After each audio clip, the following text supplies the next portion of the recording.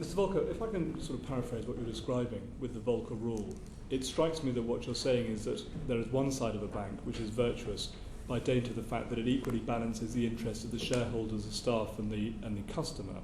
And there is another side of the bank which is non-virtuous, where it only balances the interest of the shareholders and the staff, and the customer is completely excluded. And that's the sort of the core behind the Volcker rule. I reject the word virtuous and non-virtuous. It's rather prejudiced. No. I mean, the one that has, I think, historically important public function. It's hard to see an economy working without commercial banks doing their essential function. It's not hard to see, for me anyway, to see the economy working without the amount of speculative activity and proprietary activity.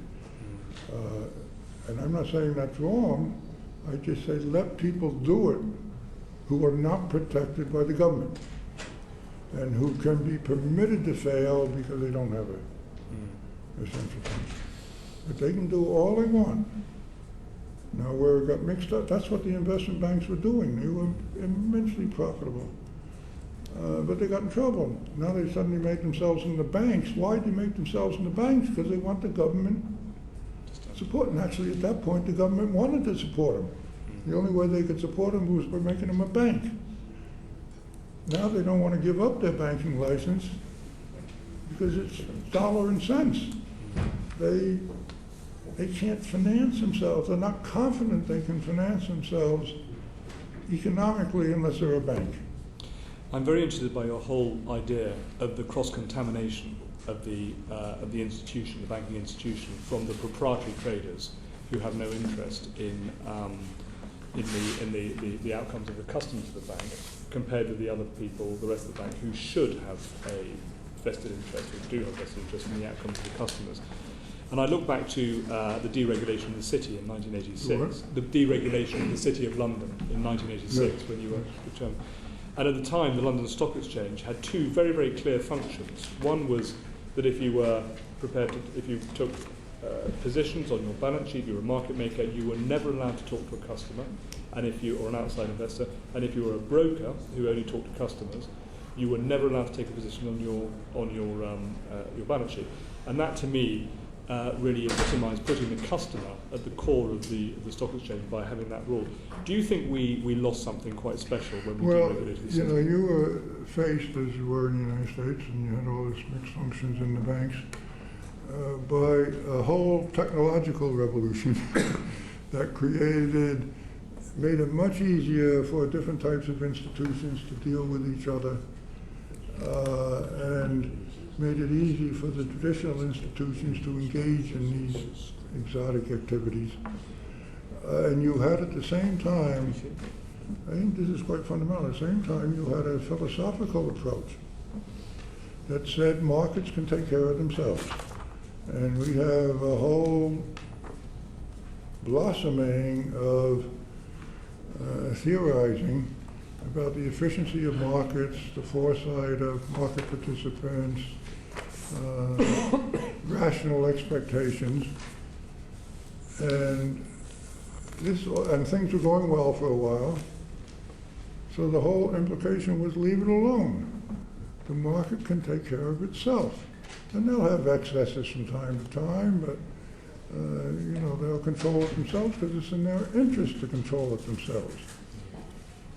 Now that viewpoint isn't very popular anymore, given what happened. At least it went overboard, and that viewpoint was not consistent, quite specifically with the massive growth of the subprime mortgage market, where it obviously went well beyond any kind of self-remediating function until it went over the cliff, and then it all collapsed. So you had a whole philosophical development that affected regulators, it affected banks, it affected politicians. It was a different climate. Can we go back to where we were 30 years ago by snapping our fingers and passing a law? No. But I think we can do things around the edge Well, it's more than around the edge. When you deal either Vickery or Volcker, it's more than around the edge. But it's not the whole thing. Let me say here, I get a little irritated when people say, what are you worried about proprietary trading? That didn't cause all the bankruptcies or failures. It certainly contributed to some of them, as I say, but that's not the point. It's the cultural damage that it does. And without, where's the corresponding or the offsetting public benefit? There is a public benefit in having reasonably active markets. Good, a lot of people are willing to do that. That's what the investment banks are doing all the time. That's what a lot of hedge funds are doing. They're not publicly supported. Hedge funds are largely financed by partners, limited partners. They may not have much to say, but it's their money that's at stake. They're not by and large, they are debt financed too these days, but the heart of their financing is not whether they have a capital ratio of 3% or 10%.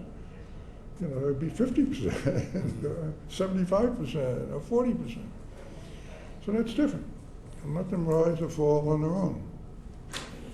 The Bishop of Durham spoke a bit earlier about pushing the toothpaste back into the tube in terms of standards. Do you think part of the answer could be to introduce more professional standards within? To do what? To introduce professional standards within the banking industry. Yeah, look, it's not just in the banking industry. I better extend it to the legal profession too. I don't want to hurt any feelings here, but